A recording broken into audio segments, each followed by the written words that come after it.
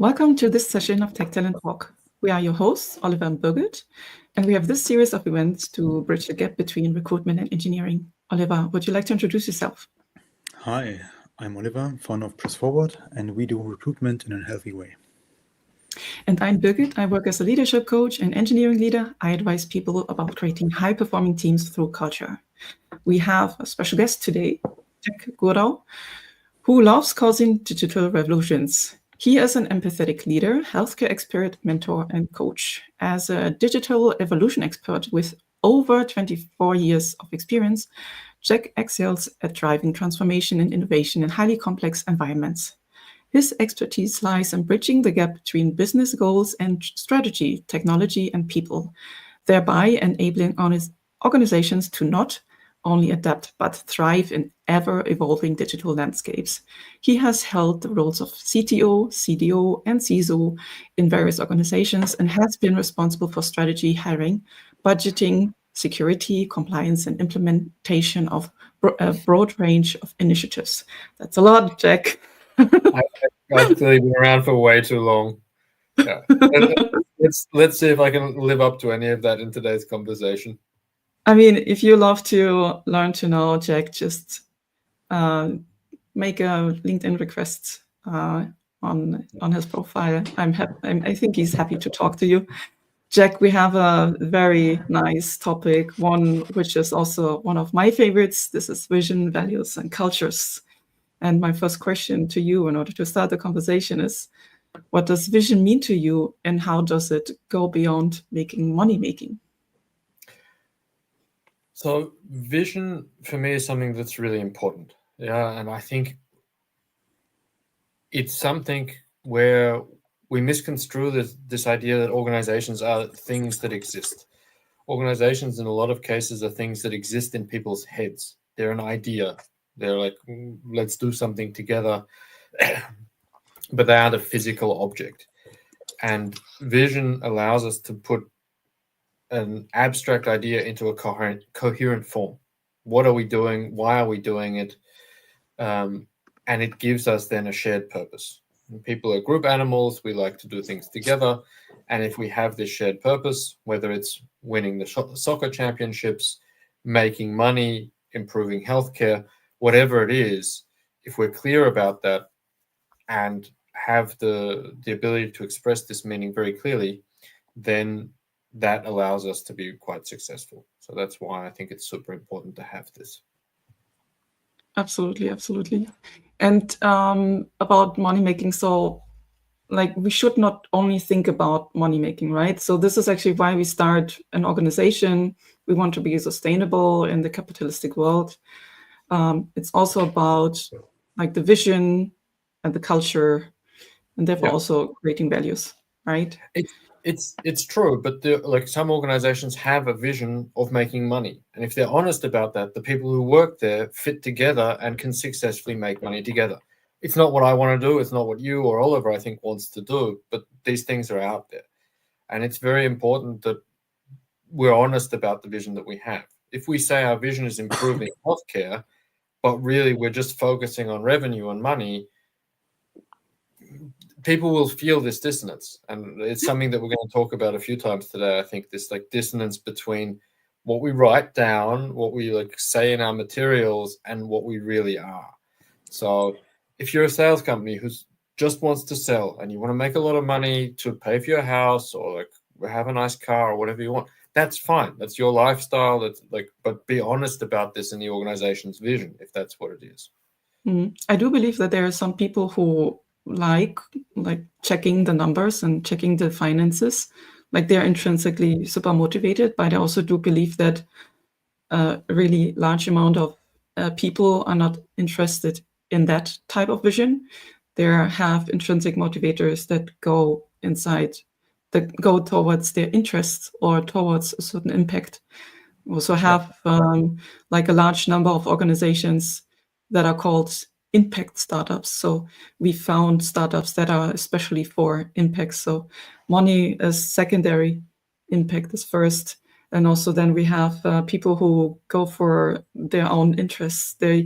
it can be any kind of industry, any kind of technology, as long as it fits to the person's interest that the person can like go for, right?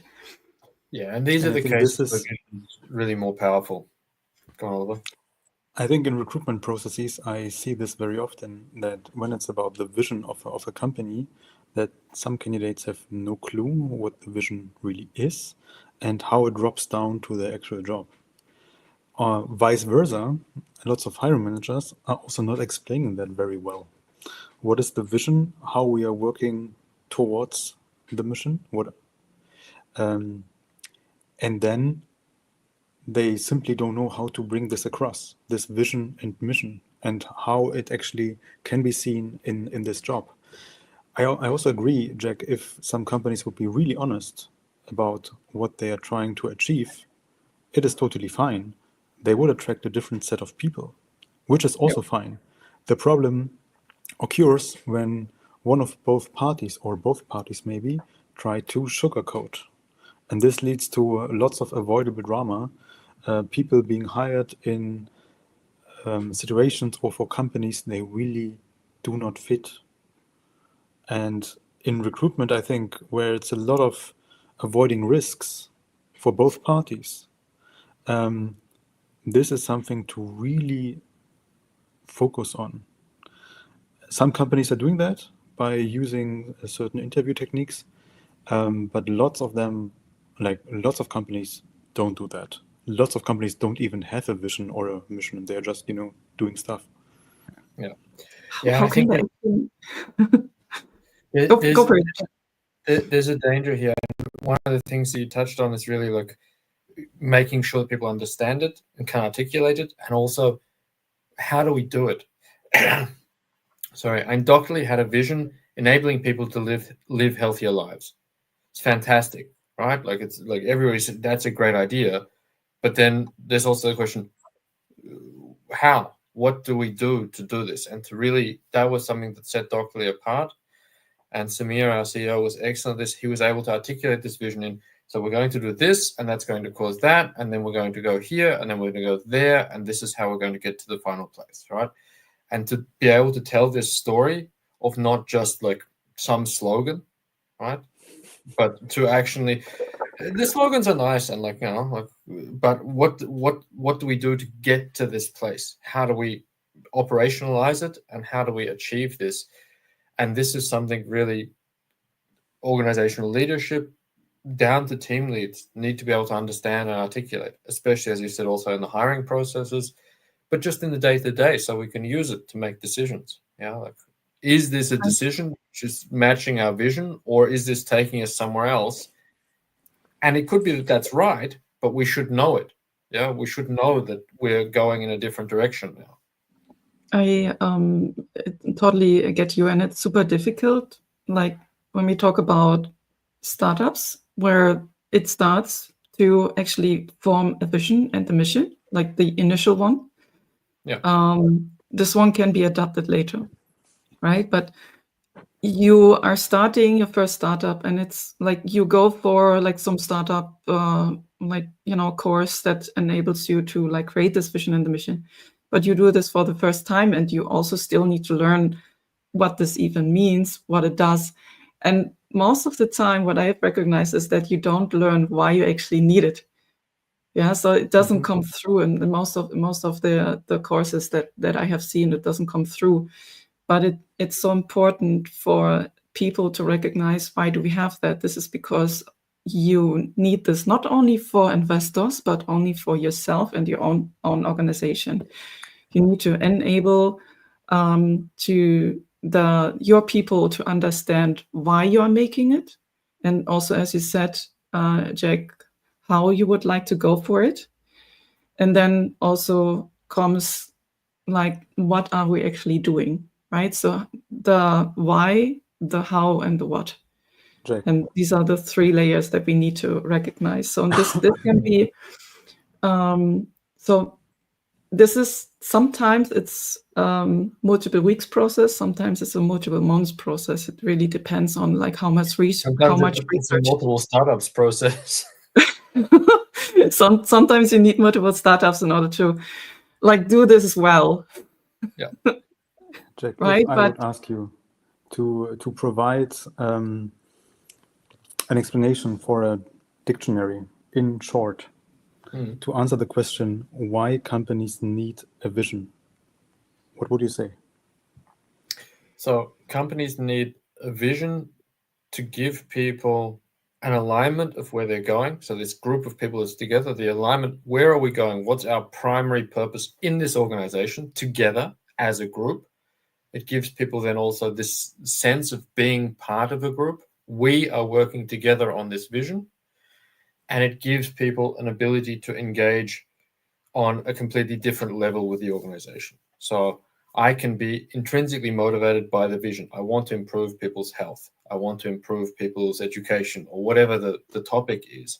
It's something that's important to me, and I can identify with it. So it causes a group to feel as though they are actually a group. They can get behind it, and then it gives them a common goal and an alignment. I think those are the essential factors of a vision.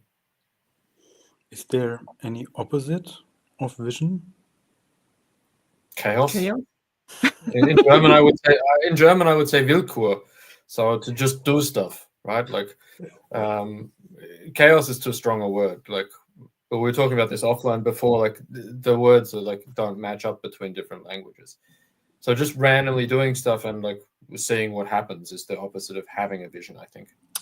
It's like letting things flow.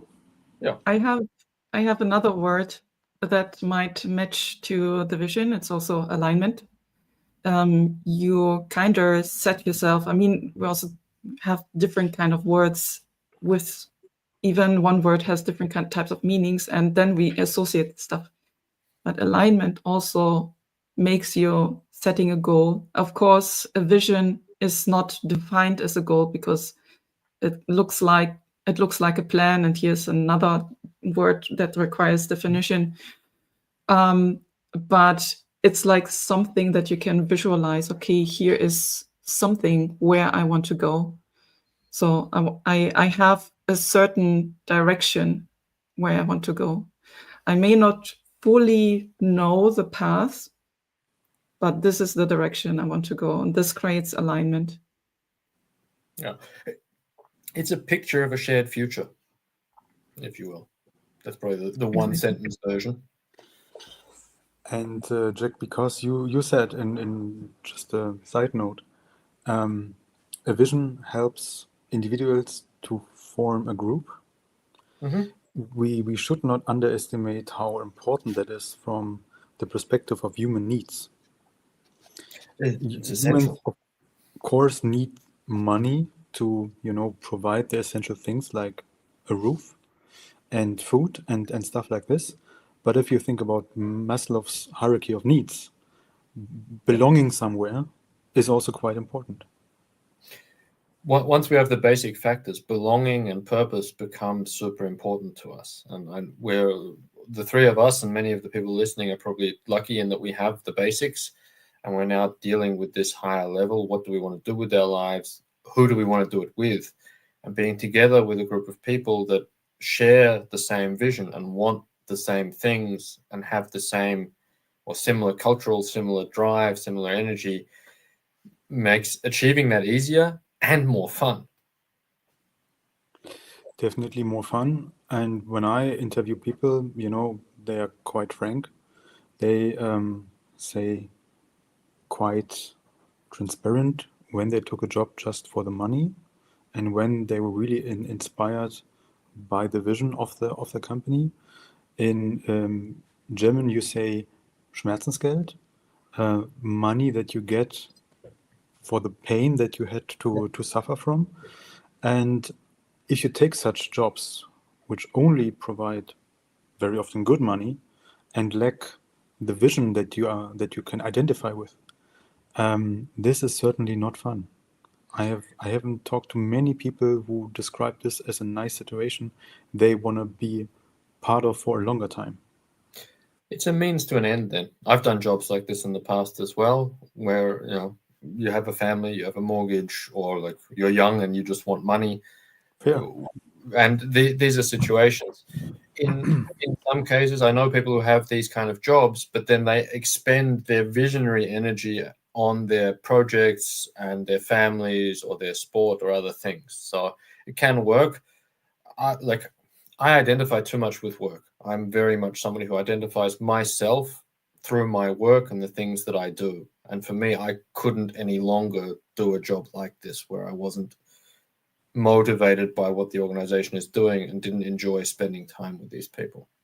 I say it to my candidates when I'm recruiting too, look, ideally, if you have the right job, if we didn't need money, if the world changed magically overnight and you could just get stuff and have stuff and you didn't need money for anything, would you still get up in the morning and do the same kind of things with the same group of people on a day-to-day basis? If the answer is no, start thinking about your life. If the answer is yes, you're in a good place and you should consider yourself to be incredibly lucky. Absolutely, absolutely. And this also goes into the direction of the fit. And when we talk about vision and culture fit, culture not so much, but more of the vision. Yeah. So why would someone join a company? If it's about the money, you can be sure that you might not be able to motivate the person as much as you motivate someone who joins for the purpose of your vision. And I actually had a really good example just recently where the startup founders have created a pretty good vision about improving the health of Black women, whereas a person inside who joined this organization, his incentive was to more of like his own goals, his own personal goals, not of the purpose of the vision of improving someone's health, but more of like, I just want to train some AI, so this was his personal vision. It can be done anywhere, right? So and this is why it's important for leaders to ask the people about their personal vision and to see if they're really a perfect fit for the company, and also for the people who are joining a company like this, if they would be a fit to this company, especially when they have different goals and different visions in mind. Yeah, and I think that this is very important, and this is kind of drifting a bit from vision to cultural fit, which is also like a really important topic. It doesn't mean we'll have to be the same, but we have to match, to a certain level. If you have an early stage startup, all being the same culturally, when you're working 80 hours a week and just grinding because there's only 3 of you and you need to get stuff done, all being the same makes that a lot easier. And as the organization grows, then you can add diversity on top and different aspects when you reach a point where that's doable. But having somebody who's completely outside of the bubble of everybody else, firstly, they'll end up feeling like an outsider. They'll end up behaving like an outsider because of the way that humans are built and the psychology behind how people interact. And that's not going to lead to good teamwork. And teamwork and collaboration is something, this one person does everything.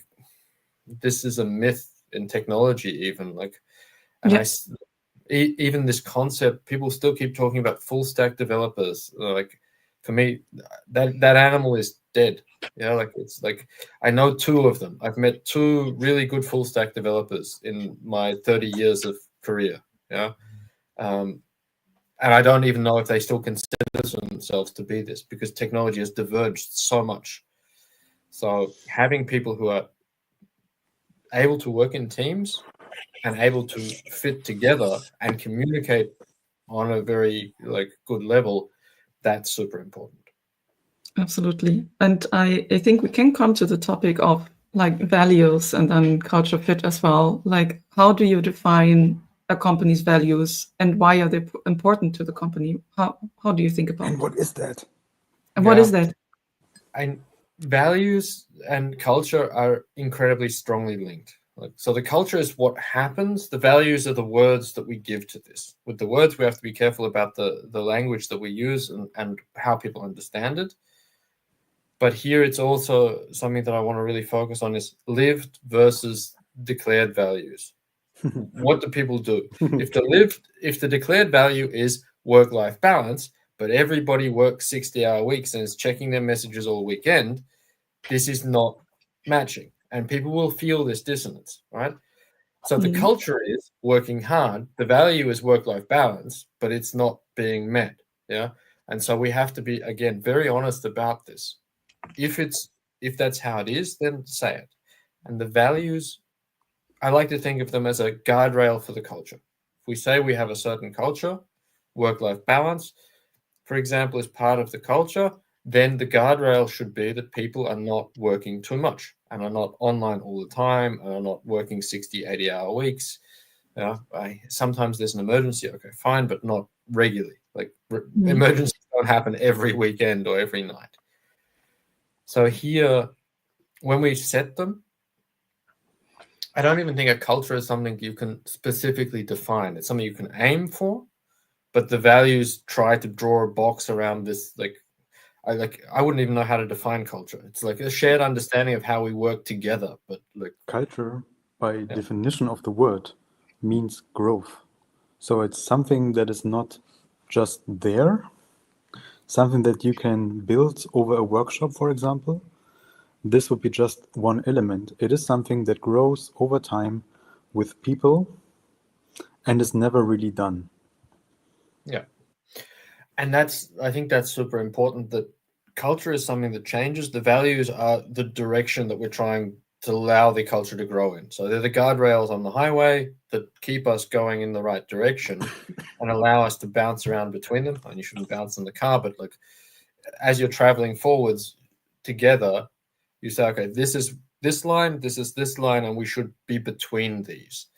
And you use them, but you have to be quite willing to have them change. I was in an organization, as an example, when I first moved to Germany, small company, 20 people, one Geschäftsführer, so very like German small business style.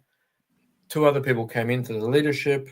We had a big lunch with everybody, and they were all talking about how it's going to be. And the 2 new guys said, yeah, but the culture is not going to change. And I actually remember this. I burst out laughing.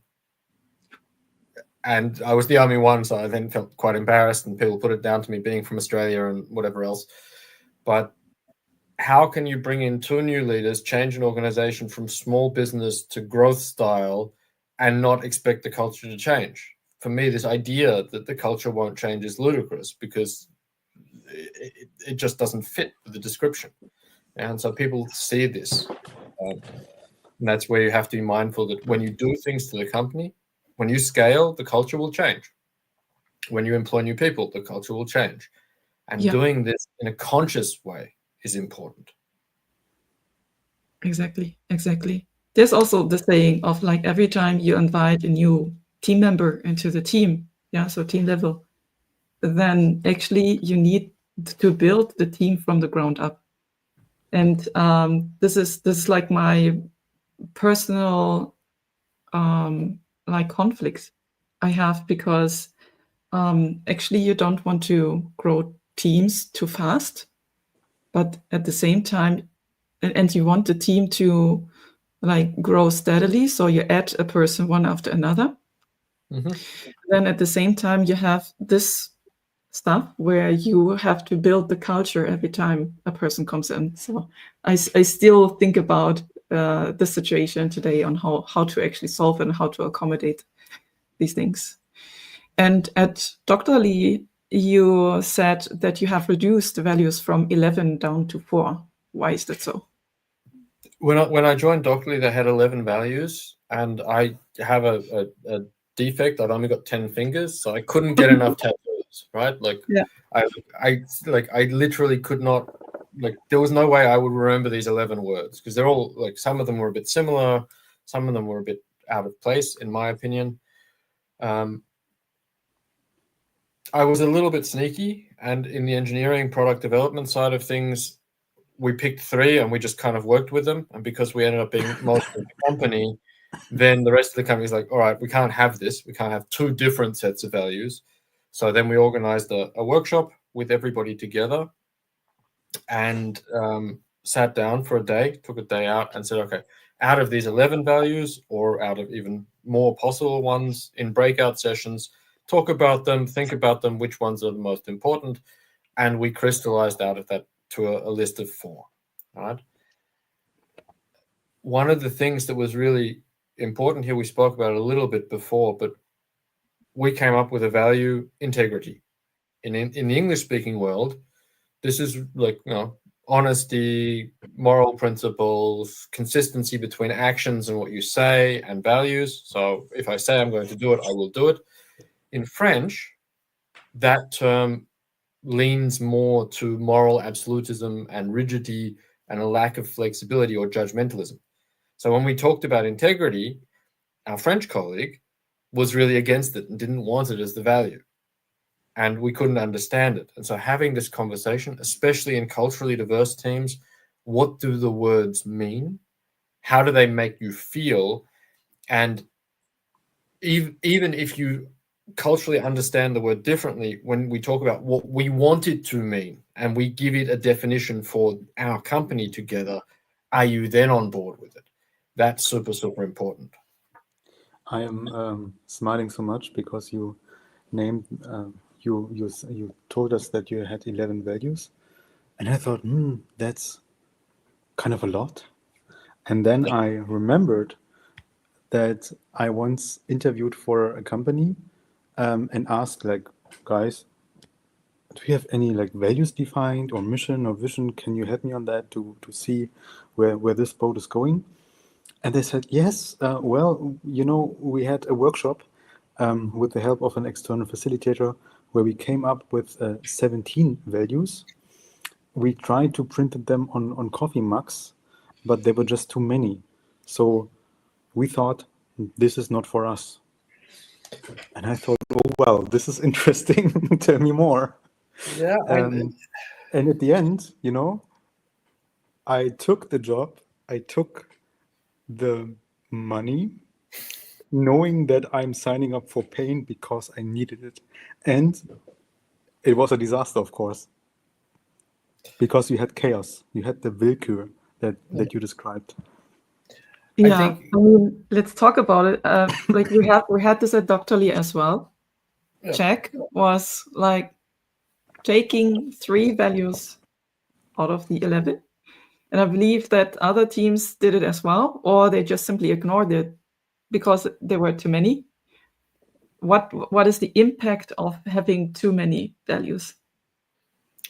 It's like too much of anything. When we get too many messages on our phones, we just like put it aside and ignore it. Well, I do. Like it's like at some point, the human brain and our consciousness and our emotional ability to deal is flooded. When we have 11 things vying for our attention, we can no longer use them to make meaningful decisions. Is my personal growth as a company value more important than customer happiness as a company value? How can I even those two are pulling me in completely different directions. My personal growth dictates I should use a new technology framework. Customer happiness dictates I should solve some real world problems for the customer, right? Like this is not these are not even on the same scale. So in this case, it becomes super difficult. And I've worked in companies too where people have made printouts of the posters of values with cats hanging from washing lines, and we've all seen them, and those and the bridge going into the ocean where you're like, and the fighters, and they're all brilliant. If you have to write them down and people can't name them and don't know what they mean or how to use them, they're useless. You need a set that's small enough that you can use them, and then you have to use them. To make these work, you have to use them. It's the same with guardrails on a freeway.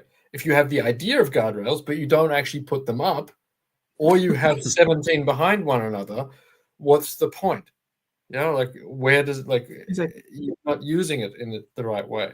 Or when you're totally traumatized by at least one of the values that you think means something good, but is only useful for another person who can punish you for whatever, transparency is one. What means transparency? Transparency for me is when I have the full knowledge of what's going on. But transparency for someone who is my supervisor could mean, please tell me everything so that I, can do a lot of things with you. But I don't tell you knowing your mouse movements is a form of transparency. It's just not a very good form of transparency. Exactly. And I believe that many developers have similar experience with certain words inside values. It's like once you have the values, if you set them up, leadership has to live them in a very honest and authentic way. It's like being a parent. Like if you want your kids to eat vegetables, you shouldn't stand at the counter eating chips all day, right? Like you should also show this. If you don't want your kids to smoke, you shouldn't smoke, right? Like it's like people learn from this and people see it. So if you set up the values, leadership has to be on board and has to say, all right, we're going to do this as well first. And then consistently use them. If you have a value of excellence, use that word when you talk about it with people. That was excellent work. Or this work does not meet our standard of excellence because we would be expecting these following things. Not to put somebody on the spot and not in public necessarily to have this conversation about why it was wrong, but in the review processes, in the peer feedback processes, if you have them, ask the peers to rate their peers on not just the work they do, but the values. And then, as you said, with the authenticity and the openness and so on and so forth. And so let's expand that. Like you do decisions also based on the values. What else do you do when you apply values when making decisions inside the engineering, but also when you do leadership decisions? Values, you should be able to use values as a reflection of the decision. You should be able to use these to help you think about, is this a good choice? And at Doctorly, we had some particular rules, like we never wanted to do anything that could endanger a patient's health. We're building a product for doctors, but the doctor wasn't actually the most important. If there's something wrong with the information, prescribing somebody the wrong medication could actually kill them or cause them serious harm. So this is when we're talking about how do we build stuff, what do we focus on building? This was something that people could very easily use as a test to go, okay, there's a bug that's come in. Could it affect people's health? If yes, drop everything, fix it, right? And everybody in the entire organization understood that, and it was quite easy. There wasn't a lot of brain power involved in is it a medium level or is it a critical? No, it could affect somebody's health, so we're going to do it. It doesn't matter what else it says, right? And these kind of usability criteria for values are important. It's really nice to see how the guardrails, like the values, actually create a framework on how to behave, what kind of behavior is being done inside an organization, what people do in order to upkeep the values. To be more precise, I think it tells what kind of value is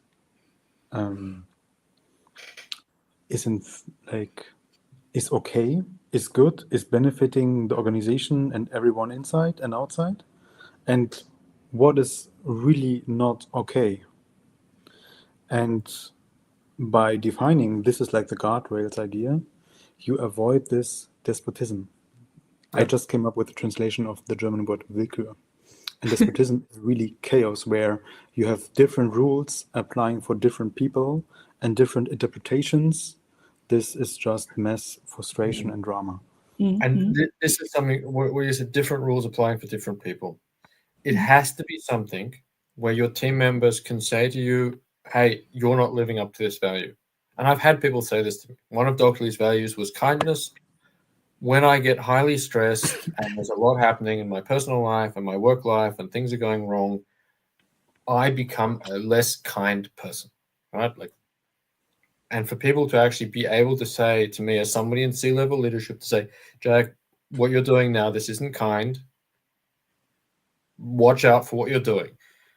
that level of transparency, that level of honesty, and that ability for people, like anybody in the company, to say, hey, this is not right.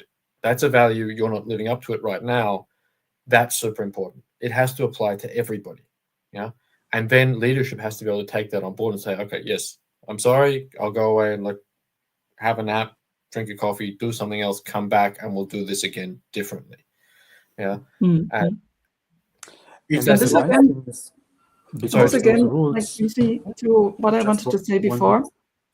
is like these values, they make also certain behavior acceptable. For example, dropping things in order to do something else, or what Jack says, I take a nap. Where can you find a company where you need to take a nap in order to upkeep the values? Yeah, and that's quite interesting. So we accept the behavior of taking a nap or dropping things in order to upkeep the values, and this is what I find very interesting. Oliver? And since the nature of the human brain is actually quite lazy, values are also helping because it exactly tells you what is what is accepted behavior and what not, where is the risk if I'm overstepping. And because those values are transparent, it provides security. It allows the brain to be lazy and to focus on stuff that really matters. And because it's transparent, you can hold everyone accountable to it. Yeah. Yeah, and especially if you're living these on a day-to-day basis, if you're using them consistently and all the time, then it becomes natural. And when new people join the organization, they see it then and they take part in it, and they don't have to like struggle with, I've got a list of like these 10 things on the wall, or even if it's only 3 or 4, they're on the wall, they're nice sayings, but like I don't know how to make that match with my work. And in Doctorly, we lived on Slack. We like had like Slack for everything. Maybe it's not the best process tool, but it worked for us for a period of time. And we actually had emojis that came to symbolize certain values. And so that if somebody did something, you like they were kind, you put a blue heart on it. And like you knew like Doctorly is blue, the color, so the heart, blue heart, kindness, right? And so everybody learned this, and it was really easy then to use them, and they stayed in people's minds without them having to go and look it up and check, what am I thinking about? What am I talking about? Am I doing the right thing from some company onboarding brochure or something like this? It's super interesting. Let's also come back to the word kindness. So what means kindness, and also let's talk about how do we address the misinterpretation of values. So we spoke about kindness, and let's also take accountability into it. What could it mean for different people? Like how would you address, like when people think, I think kindness is that, you think kindness is this, I think accountability is that, and you think accountability is that. How would you address these kind of misinterpretations? You have to talk about them, right? So you have to understand, first of all, that it could be misinterpreted, because when we have an idea, we think that this idea is the same for everybody because our brains are lazy, and we're like, oh, I know what this means, so everybody else knows exactly what I know, which is absolutely not true. And kindness was a tricky one. So new people who were not there at the original workshop where we talked about it joined the organization thinking kindness meant the company will be kind to its employees, which of course is true and valuable, and it should do this, right? Like if the person has a sick child, dog, fish, whatever, they need to look after it, that's kindness, offering them that. But it's also kind to not leave unfinished work for your teammates to clean up after you. It's also kind as a developer to write tests. Yeah, it's part of excellence, but it's also part of kindness. So having these conversations with people and talking about it is really important. And when things happen, going back over them and saying, okay, we had this situation. These are our values. Let's talk about this situation and how we can do this differently, and we can learn from it. Not in a blame way, but in a, we like something broke, something bad happened, something was not what we wanted it to be. How can we make it different? And doing retrospectives for this is very, very important. And it's a term from like the agile culture, but just looking back, what happened, understanding it, and then laying the values over the top of this and saying, okay, this thing happened. Which one of these failed? Did they all fail? And how do we make sure that we think about it differently next time?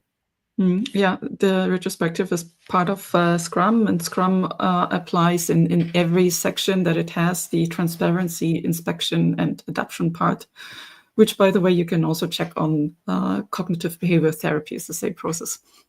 I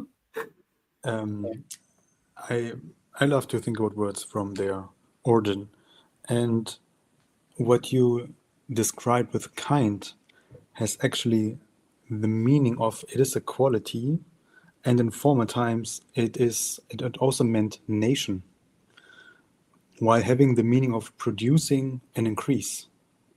So kindness, if you use kindness, you're increasing the life of everyone. Yeah. Not just for a certain kind of people. Yeah. Why is it so? Why is it so? So you say you increase the life of people? It's productive rather than destructive. Yeah. You can't destroy something with kindness. And yes, there's this like concept of like loving a child to death by being too kind to it, by feeding it always sugar. But feeding it always sugar is not being kind to the child. You know, like this is like it's actually like you cannot actually cause harm by true kindness. This is, I think, the point. And the people who find examples, like the examples are always they've actually done something else and not been kind. They've just called it kindness, which is then again this dissonance between what we say and what we do, and this. How does it work? And also to answer this question, I think when we do the opposite of kindness, we create stress, and we know that stress is the lifespan reducer. So if we are kind, we expand the life of someone, right? Yeah. If you see it to this extent, it's actually quite true. If you piss people off, you make their life shorter. Measurable. It is measurable. There are groups of people who have more stress than others, and their lifespan is shorter than the one of others. Recruiters?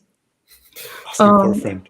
I'm sure that you can find measurements where the life of recruiters is shorter, and then you can find also some measurements that they have possibly higher amount of stress, and then you can maybe link it together. There's one more point I wanted to make on this topic before we move off, which is the retrospectives are good and useful. People should keep doing them. But one thing that I also find powerful is to do what's called a pre-mortem. So before you do something, sit down and think about all the things that could go wrong, and think about how your values or your processes or your tooling will prevent these things if it's necessary. So it's a more fun way of doing risk analysis. So you sit down and say, okay, we're implementing this new feature and everybody hates it and it doesn't bring us any more customers, or it doesn't like help solve the problem in the way that we want. Why did this happen? And to think about the steps that could happen along the way, so that you can identify them as you're driving down the highway to say, okay, these are the things that could happen. We should know about them. And we should think about what will we do if we encounter these. If we have a flat tire, do we have a spare? All right. This kind of like thinking before you go. I like this kind of things, like this kind of risk analysis, because it's also fun to do this with the team together. Yeah, and it can be really fun. Like, okay, so like we built it and it's horrible. Like, think of all the things that could go wrong, and like people always come up with an asteroid crashed into Earth, and it can be really like funny and amusing, but you end up with good things as well. So you have to and it can be also a cool team building activity where people get a chance to, our build times were too long again, and then there's something real that comes out of it that you can go and like fix some of your tooling or whatever that you see. Absolutely. Absolutely. Coming back to the words of accountability, and we know that there's a certain anxiety around taking accountability. And before we go into that topic, let's talk about what accountability versus responsibility is and how we can handle the anxiety around accountability and the fear of blame in engineering teams. So I'm going to say something slightly provocative here, possibly. Responsibility is your job. Accountability, it's your fault. And it's like I say that with a smile. So like in my organizations, as the leader of the organization teams, it's always my fault. Like no matter what happens, if it's wrong, it ends up being my fault because something that I've done has created an organization that has not allowed it to work.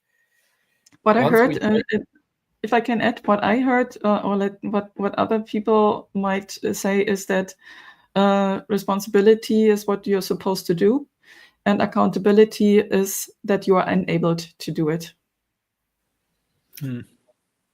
Enablement without enablement to do it, responsibility is just like having somebody to blame. Yeah.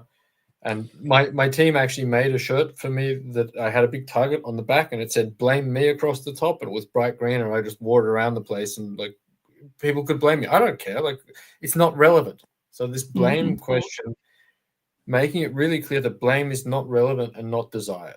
Yeah. It doesn't matter who committed the broken line of code that did such and such a problem. It causes no fix to it. Being able to talk to that person later and help him or her or them to understand how they could avoid that problem, that's important, but who did it doesn't matter. And that was something that we really focused on, saying there's no such thing as blame. You can't say it's that person's fault. Something's gone wrong. The thing has to always be, how do we fix it? What do we do? How do we go forwards?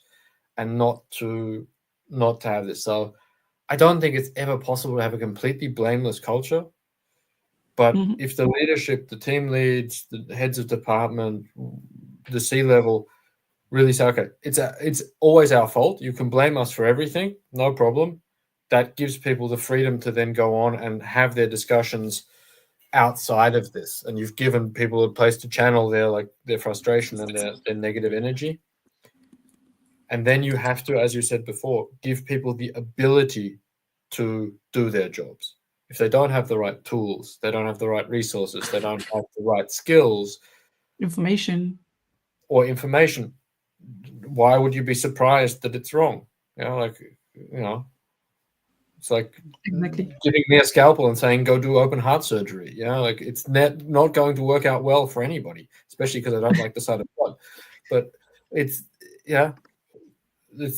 we do this to our technology teams sometimes, or our organizational teams. We tell them, like, go away and do something. Yeah. And they don't have the information or the tools or the resources or the time. And then we wonder why they're wrong. I think it's also important to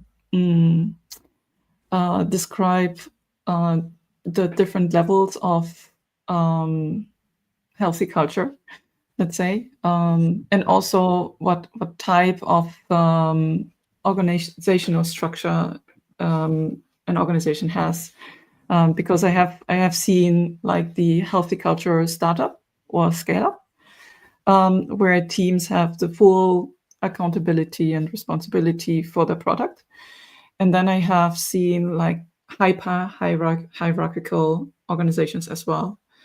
And I also see in both situations teams that form a really close culture, and they rarely interact with other teams. So when something is happening that is like the responsibility of another team, there is going to be like little communication, maybe via the hierarchical structure, like we go to our boss's boss in order to say, here's something wrong, can you please take care of it? And then the boss's boss goes to the other team's boss, and then the other team's boss is communicating it down to that team. And then you have like words such as, yeah, this team is supposed to do this like this way, but it's not good enough, for example. And you can make it further out, like there could be like really big blame culture out of that, right? And it also goes for the middle management, sandwich management especially, where people have to organize, orchestrate, and stuff like that. And they also have to take the responsibility of their teams. And something unexpected, unpredictable has happened, and they are the ones to blame. Yeah. I've seen this. This is why, for me, it's really important that we discuss these type of things. What is a blameless culture? Because I know that these companies exist. They have this active culture of blaming, and they want to have a different type of culture, but they don't know how. This is why it's so, like, it goes deep into my bones to talk about it. Here, like, just quickly to answer this, values can help here. If you have a value of ownership or a value of kindness or both, for example, then if the other team is not doing what you need them to do, maybe it's kind to help them and not to go to like up some reporting tree. Like, maybe it's then possible to take ownership of the problem in your team and help to fix it somehow. Yeah. And it's really like a question of, are people using the values? I think if people want a blameless culture, it's not maybe easy for the individuals, but it is quite easy. Just stop blaming people. Just stop using these sentences. Stop saying it's their fault, it's my fault, it's somebody else. Like, it's more difficult than it sounds, right? But it's less hard than quitting smoking, I think. I would stop using the words.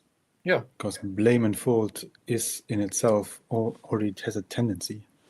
And the literal meaning of accountability is not fault or blame, it is just answerable. So you have to provide the answers why something failed. There's nothing about blame. And the responsibility is simply a duty that needs to be done. And when this fails, someone has to give the answer why it failed. And this is circles back to what we were saying before.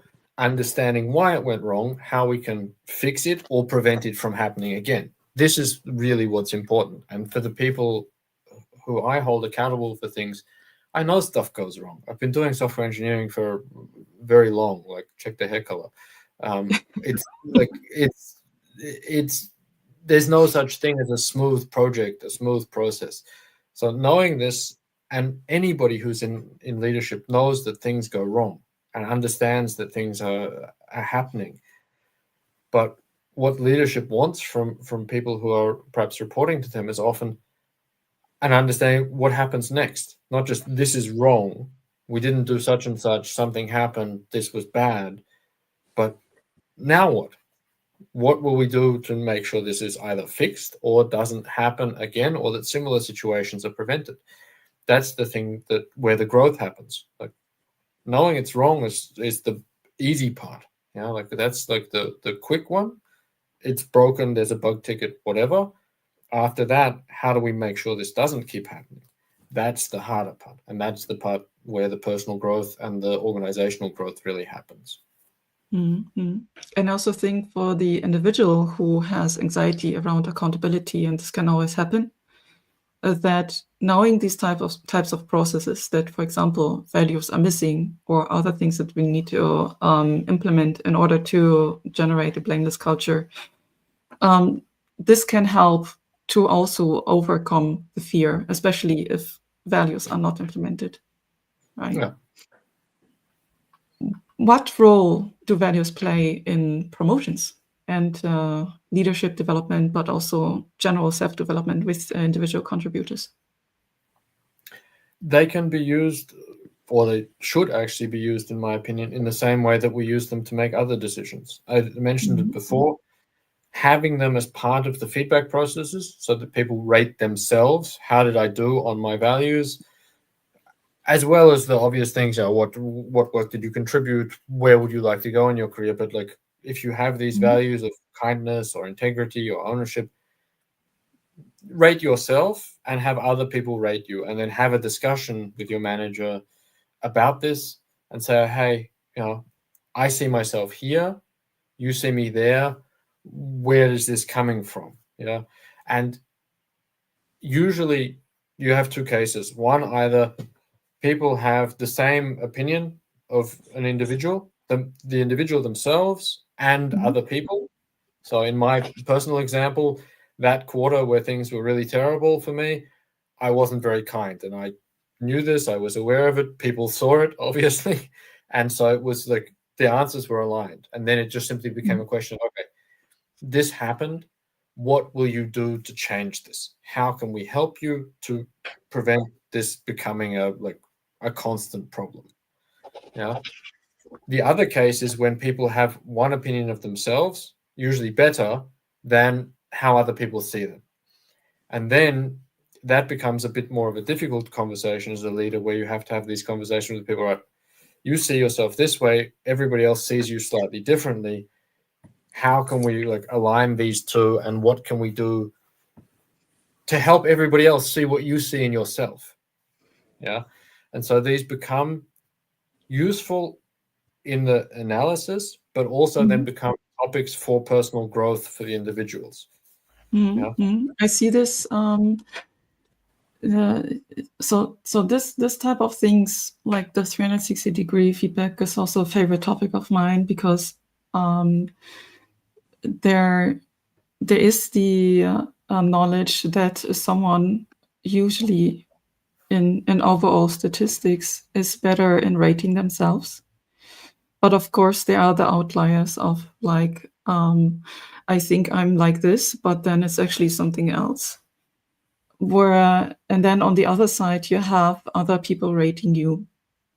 And the discrepancy might lie in the way someone is communicating how they're going for the approach, or what successes they have done, or what failures have been done in the process. And I see often that we put a lot of responsibility and accountability into a single person, whereas even this is a team sports, where we need to improve the communication of what performance someone actually has done, or what growth need is there for a certain person. And therefore, this is some skill that I think a leader has that needs to be definitely improved and put and taken with the fingertips. So not just go by the process, but really questioning the process of evaluating a person. And I think really important here, in the 15 or more years that I was a leader, when they first made me a head of department, they just changed me from being this person who does stuff to this person who's responsible that stuff gets done. They were I didn't get a new chair, I didn't get a new desk, I got a title, and that was it. And I had no idea. And I don't think I was very good at it back then. I think I'm finally reaching a point where I'm slightly better at it now. But this is something, if you want people in your organizations to be able to lead people through this, you have to help them to understand it. You have to help them. What are the expectations?